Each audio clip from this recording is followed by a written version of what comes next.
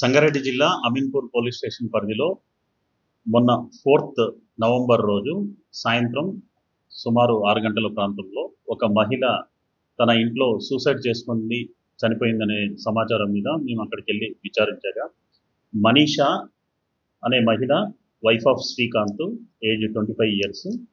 ఈమె నవ్య హోమ్స్ అమీన్పూర్లో నివాసం ఉంటుంది గత సంవత్సర కాలంగా. ఈవిడ చిన్నప్పటి నుంచి ఆవిడకి చీమలు అంటే భయం. ఆ చీమలంటే భయంతోటి గతంలో వాళ్ళ నేటివ్ ప్లేస్ మంచిర్యాలలో హాస్పిటల్ కూడా వెళ్ళి కౌన్సిలింగ్ కూడా వెళ్ళడం జరిగింది. వీళ్ళకి మ్యారేజ్ అయ్యి 3 ఇయర్స్ అయింది. వీళ్ళకి ఒక పాప కూడా ఉంది. చిన్నప్పటి నుంచి ఆమె చీమలకు భయపడుతుండేది. ఆ విషయం పేరెంట్స్ తర్వాత హస్బెండ్ కూడా కన్ఫర్మ్ చేశారు. మొన్న 4th రోజు మధ్యాహ్నం వాళ్ళ హస్బెండ్కి మెసేజ్ చేసి ఇంటికి వచ్చేటప్పుడు పాపకి ఏదన్నా తీసుకొని రా అని చెప్పి ఫుడ్ ఆర్డర్ ఇస్తుంది.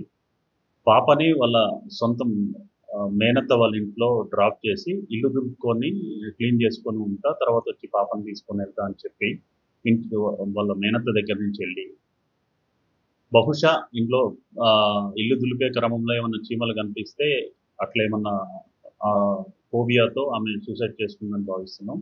ఆమె సూసైడ్ చేసుకోవడానికంటే ముందు సూసైడ్ నోట్ కూడా రాసింది.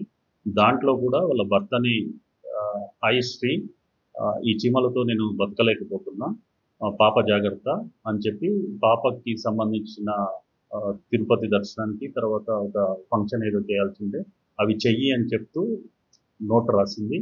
తర్వాత తనకు తానే సూసైడ్ చేసుకొని చనిపోయింది.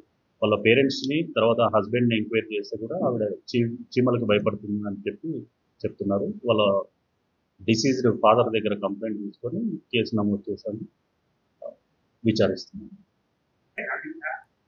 ఇట్టి మహిళ మృతదేహాన్ని పటాన్చెరు గవర్నమెంట్ హాస్పిటల్లో ఎంఆర్ఓ గారితో ఇంక్వెస్ట్ కండక్ట్ చేసి టీమ్ ఆఫ్ డాక్టర్స్ తోటి పోస్ట్ మార్టం ఎగ్జామినేషన్ చేయించడం జరిగింది.